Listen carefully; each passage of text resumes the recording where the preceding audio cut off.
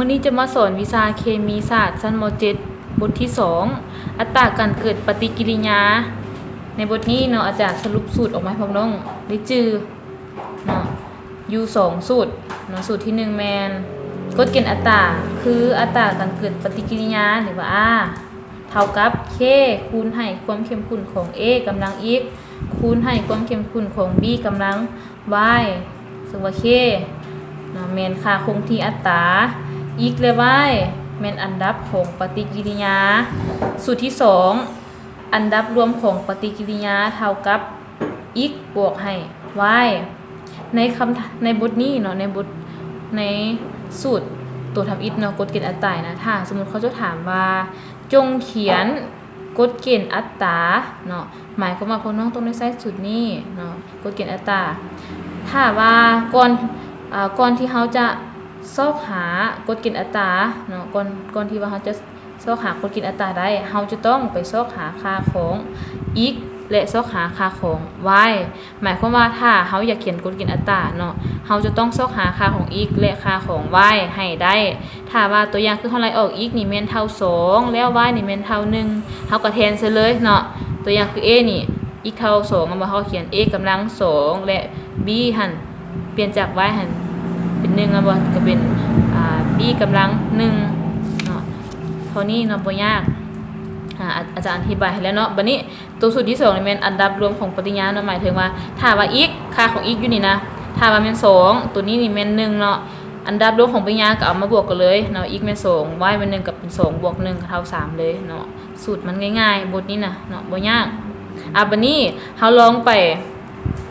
แก้คำถามกันเลยเนาะถ้าบางคนน้องเข้าใจสูตรแล้วเอาไปลองแก้คำถามกันเลยคำถามที่1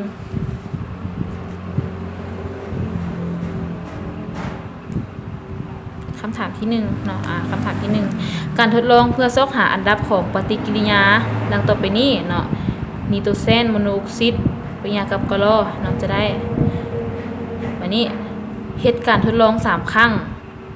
ให้ความเข้มข้นมีค่าที่แตกต่างกันดังต่อตารางพวกน้องสังเกตเบิ่งตัวตารางเอาเนาะบ่การทดลองครั้งที่1ค่าของไนโตรเจนโมโนออกไซด์จะเป็นจังซี่ครั้งที่2แบบนี้ครั้งที่3แบบนี้เนาะของกลอคือกันเนาะครั้งที่1ตัวแบบนี้ครั้งที่2นี้ครั้งที่3นี้อัตราเริ่มต้นเนาะหรือว่า R นี่แหละตัวนี้นะห้องนี้เป็นห้อง R เนาะครั้งที่1อัตราเริ่มต้นมันได้ 2.3 คูณ 10 กำลังลบ 4 ครั้งที่2ก็ 9.2 คูณ 10 กำลังลบ 4 ครั้งที่3ก็ 1.15 คูณ 10 กำลังลบ 4 เนาะซึ่งว่าอัตราการเกิดปฏิกิริยาเนาะเขาเจ้ากำหนดมาให้เนาะ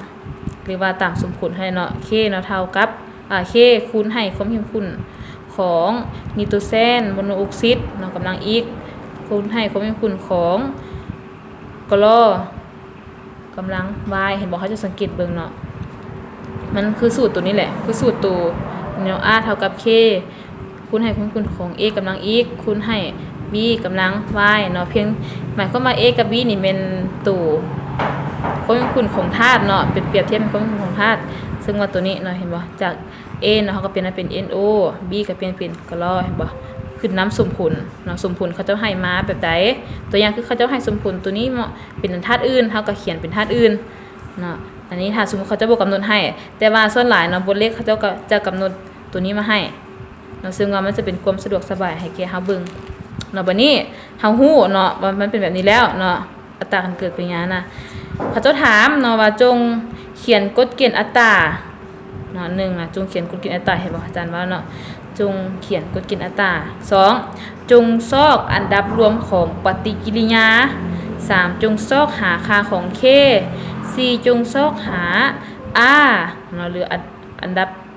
อัตราการเกิดปฏิกิริยาเนาะเมื่อไนโตรเจนโมโนออกไซด์เนาะเท่ากับ 0.03 โมลต่อเดซิเมตรและกลอเท่ากับ 0.04 โมลต่อเดซิเมตรคือกันบัดนี้อาจารย์สิพาแก้เนาะเทื่อละข้อ